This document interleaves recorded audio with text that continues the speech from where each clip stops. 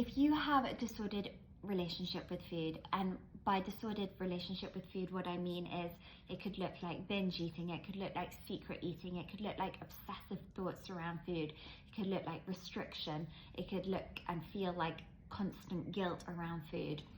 Whatever your disordered eating looks like, please know you are not alone. I think so many women who are experiencing disordered eating feel like they're alone, feel like they're the only ones.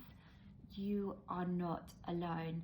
As women, the chances are most women have some degree of a disordered relationship with food.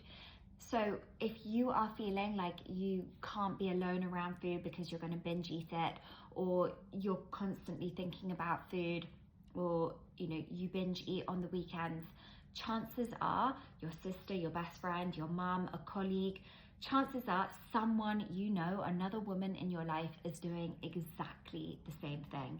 It is more common to have a disordered relationship with food than it is to have a normal relationship with food. And that's so sad, but it's also true. So I really want you to know that you are not alone and that you don't need to continue to suffer in silence.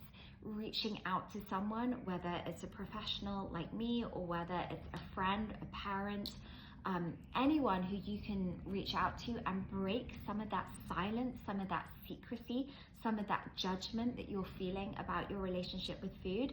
Just if you can break that, that is going to help so much. There's a saying that goes that, like, if you shine a torch on the monster, like, the monster disappears. So as a child you think that there's a monster under your bed, and then your parent puts the torch under your bed and you discover that there is no monster under your bed. When you shine the light on what you're fearful of, then it really helps to dissipate. It helps you to no longer have that same fear. And it's so true. Once you just take that first step of just admitting that you have a disordered relationship with food, whether it's admitting it to someone like me or admitting it to a friend or a parent or a therapist, just admitting to someone who you feel safe and who can hold space for you, just admitting that you have a disordered relationship with food is going to alleviate some of that guilt, some of that shame, and just some of that pressure that you're feeling.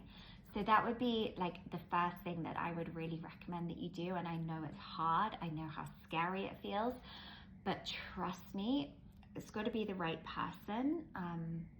So be mindful of that. But trust me when I say that if you just reach out and tell someone what you're experiencing with food, and just feel free to DM me and say, yep, it's me.